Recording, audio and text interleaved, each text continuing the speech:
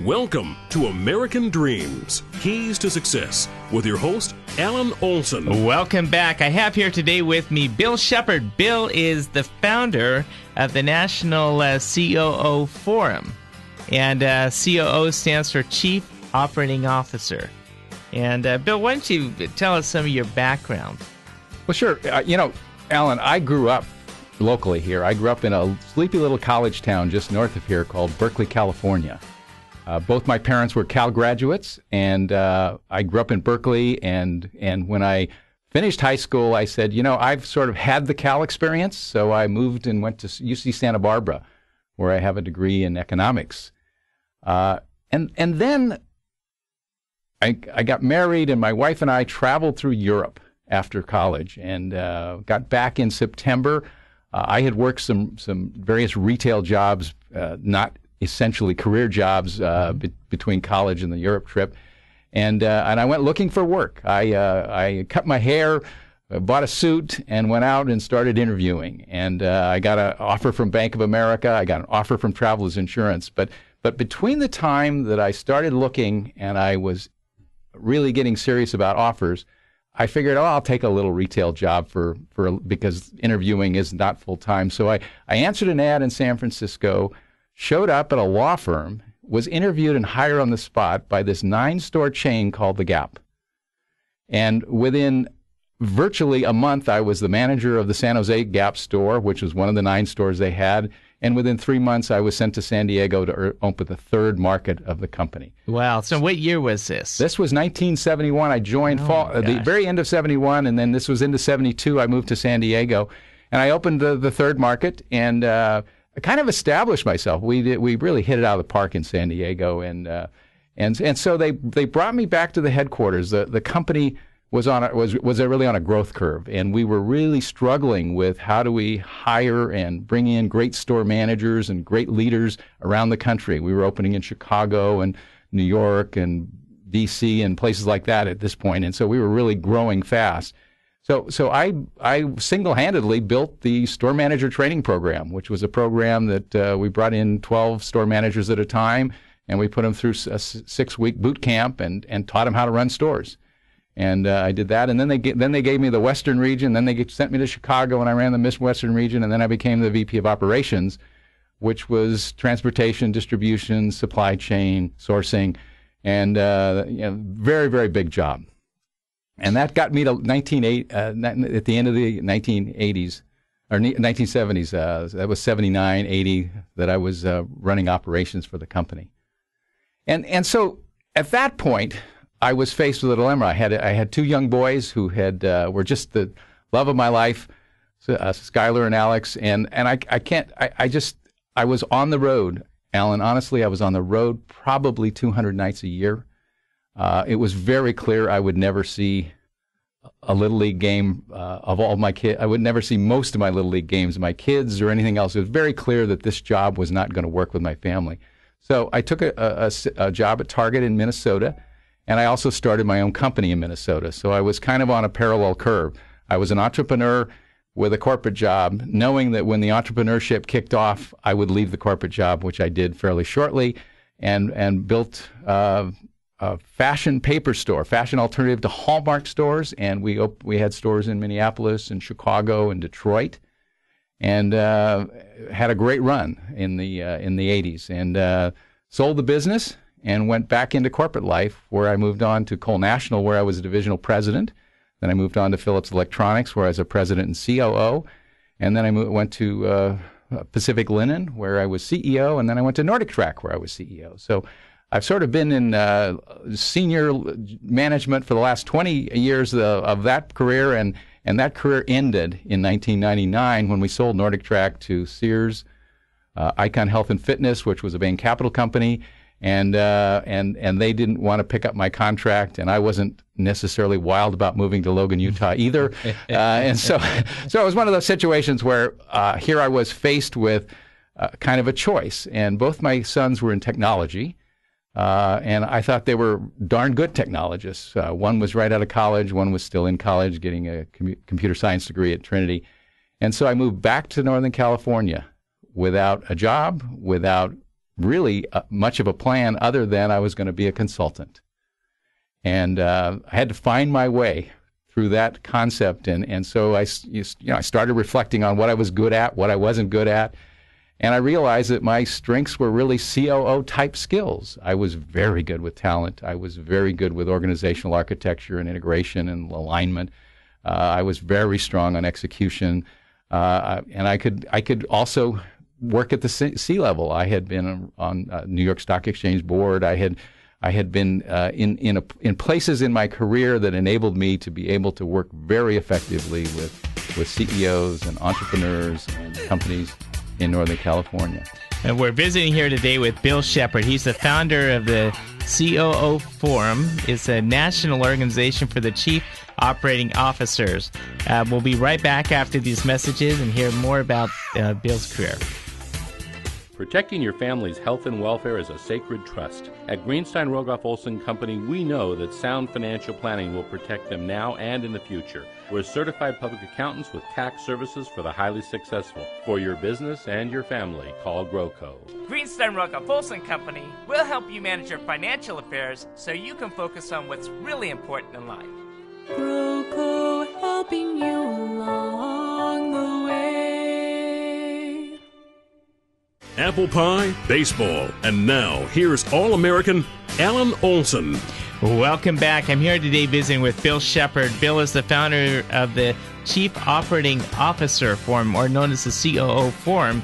It's a national organization across the United States designed to help the second in command of the organization. Bill, we're hearing some about your career and getting into this, but give us some oversight. What exactly does a chief operating officer do? Well, I say it very, very simply.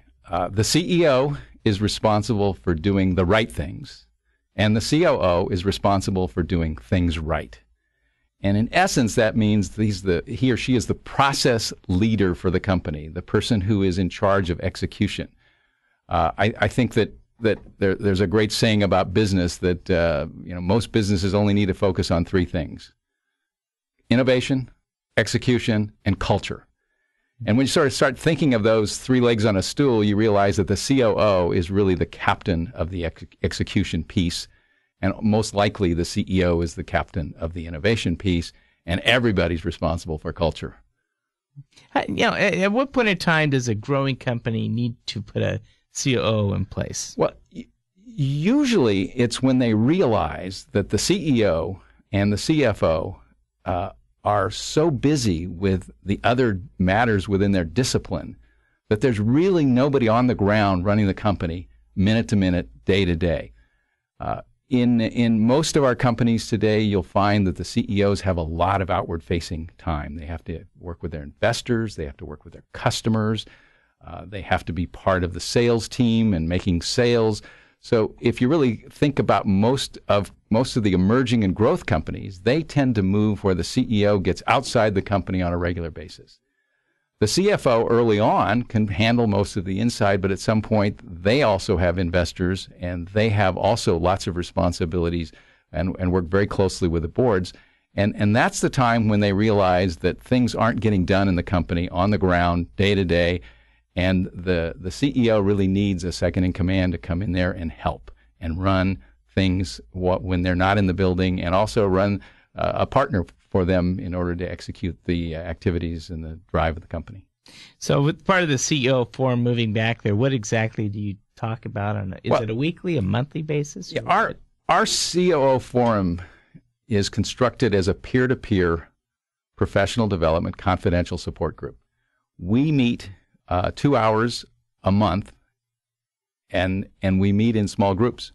In Northern California, we have a Silicon Valley, we have a San Francisco, and we have a Marin County, and we have a Tri-Valley COO Forum. And these forums are designed for chief operating officers and other not titled chief operating officers, second-in-command executives to gather. And we generally take about an hour and work on business issues of our companies. And then we take an hour and we work on one best practice topic. We might tackle social network, business metrics. We may tackle something like compensation and the new rules, the new laws. We may even tackle this new Jobs Act at some point when it's settled, because it's a very interesting shift in our business community. So when you're meeting with this group, give me a range of size of the typical. Oh, we're all over the place, but for the most part, the active participants are really in the mid-market. They are the companies between probably 30 employees and 100 employees. They are emerging, they're growing, and they're usually in interesting industries, but they're also fundamentally, having to, the advantage is they get together and they get to talk to each other and they get to compare notes and share stories and learn, and also makes them feel a lot more like they're normal, because the things they're encountering, so are everybody else around the table. You mean all businesses have similar traits there? It's surprising. I have one story out of San Francisco where we had a COO of an advertising agency, fairly large division of a New York agency, and she was struggling on one matter, and one of a large construction company COO had the answer to her problem. And one would think, what does construction have to do with advertising? And the point is that what they were doing in construction to solve the problem she was challenged by was certainly something she could try and look at. So I think, yes, I do think there is some commonality, not necessarily 100%, but there's certainly some commonality. And we're here today visiting with Bill Shepard, as he's the founder of the Chief Operating Officer Forum, the COO Forum across the U.S. We'll be right back after these messages. Nothing's more important than spending time with your family. At Greenstone Rogoff Olson Company, we're trusted advisors to the highly successful. Our goal is to help you find the right strategy to protect your wealth for yourself and those you love. Kids, why do I feel like I've just had an audit? As trusted advisors to the highly successful, we'll make sure that you don't lose your shirt. COO helping you along the way. Apple pie, baseball, and now here's All-American Alan Olson. Welcome back. We're here today visiting with Bill Shepard. He's the founder of the COO Forum. It's a national group of chief operating officers designed to help the second in command with the business solutions that need to happen within the company. So, Bill, before we're talking about the process of how you started the company and or the organization and where you're at today, I'd like to just pull you though. With the national group, can you take a pulse or some type of temperature on where the economy is today and where the COOs feel it's going? I've been doing the COO Forum since 2004, so we have gone from one economy to another economy, and we seem to be in another economy right now. There was a time when many of the people were losing their jobs, and the companies were really struggling, and they were fighting to stay alive. And there were companies doing fine, and there were companies that were emerging and coming into the space and trying to find it. It seems as though, I guess my report would be more optimistic. It seems as though the noise level of the difficulties of this incredible downturn has gone down. Now, saying that, they're cautious. Nobody's doing anything reckless, but companies are innovating. I have a national call every month, and I had a group of people from all over the country, and it was amazing to me. There wasn't a single company that was downsizing, and there were 3 or 4, and we spent a lot of time talking about how do we launch new initiatives in this time. And the belief is now is the time to launch new initiatives, because those initiatives, those if you plant those seeds today, they're going to come to fruition. And so there was a lot of energy there. So I tend to be very cautious, but somewhat optimistic by the feelings I get from around the country. Is it any particular industry that seems to be expanding more than in others? Well, I don't have a survey to draw to from that, but it's very clear that technology is one of the more important industries. It's very clear construction is still in big trouble and struggling, and the people that we have in our association in construction continue to be fighting uphill. One of the things that's happening is there's a lot of shift. The shift towards technology solutions and new solutions and new ways of doing business is taxing companies in traditional businesses to change and be more innovative and to look at their business model and modify it. And so I think that what we're seeing is an opportunity for those companies, but also those companies can be at risk as well. You know, one of the things that I recently came across was a vendor. The guy was out of Eastern Europe, developed a software program where he was showing how you can automate workflow. Mm-hmm. And COOs are all about workflow and processes in companies. I want to spend just a few minutes on as a COO, you come in new to an organization, you say, you know, I need a process for this. How do you get the organization to buy in to what you do? You know, first off, there's the old saying, plan the work, then work the plan. And in the planning process, to bring about change, you need to bring the stakeholders in, which is HR, finance, advertising, marketing, operations. It's very, very important to bring the stakeholders into the planning process. That's a good start. Once the stakeholders know what the plan is, then the challenge, of course, is always deploying the plan. And most of the companies that I see succeed because they drive it, they're focused, and they have metrics around it, and they just work it.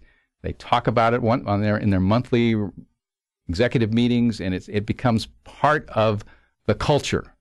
We are a culture that plans the work, works the plan, and pays attention to what we're doing in execution. The companies that struggle seem to be not able to get the buy-in, and then after that, maybe they aren't able to stay focused and keep their head down and drive. Change is very difficult, very difficult. There are a number of business books about how change is hard. And so what role does the COO play in the buy-in? The COO is the most important person in leadership of process and process excellence. So that means that after the plan is created, it really gets handed to the COO to execute. And the COO's role is to bring in the marketing people and make sure they're doing their part, and bring in the finance team and making sure they're doing their part, and bringing in manufacturing and it's a central clearinghouse for people in companies to essentially get together and stay on plan in a unified way. As your company's growing, do companies grow linear, or do they? Meaning just you can forecast the growth model up to I should say not linear horizontal, but linear vertical. How do companies, as a CEO, how do you plan for growth? Well, the trends today. There are a couple of major trends. Org charts are flattening out. So we are seeing a lot less of the traditional hierarchy of, employee to supervisor to manager to director to vice president to EVP to CEO. We're seeing CEO maybe in another level, maybe one or two other levels below them. So that's a trend. So we're seeing much leaner organizations and many more people doing more things independently. Then the second trend is the virtual trend. We have more and more companies relying on multiple cities and many different locations for the workflow, and that requires an orchestration that is different. And of course, now we're having some phenomenal technologies hitting the street for some of this new way to go to work, which is new way to organize. But once again, it boils down to follow through. Attention to detail and metrics, and paying attention to the plan. The leaders who throw the plan out there and hope don't get there. Are you currently doing a lot of cloud-based technology? Cloud cloud is one of the shifts that's also very much part of some of the new wave of how people are working. And there is I find it interesting. 2 years ago we had a cloud person present at the CO Forum in San Francisco. And about a third of the people said, I'm comfortable with this. We had somebody come a couple months ago, and 90% are comfortable. So I think sort of like the ATM when it came out, there were a lot of people who resisted it. I think there are a lot of people who were reluctant to embrace it. Seems as though it's embraced. Bill, we just have a few seconds here. So how does a person reach you or contact you? Well, I have a website, www.cooforum.org. And I can also be reached at bshepard, Shepard, at COOforum.org. We've been visiting here today with Bill Shepard, the founder of the COO Forum. Bill, thank you for joining today's show. Thank you for having me. And I just also want to comment how your stewardship in this program is wonderful contribution to our business community. Thank you, Alan. Thank you, Bill. You're listening to American Dreams with Alan Olson on AM 1220 KDOW.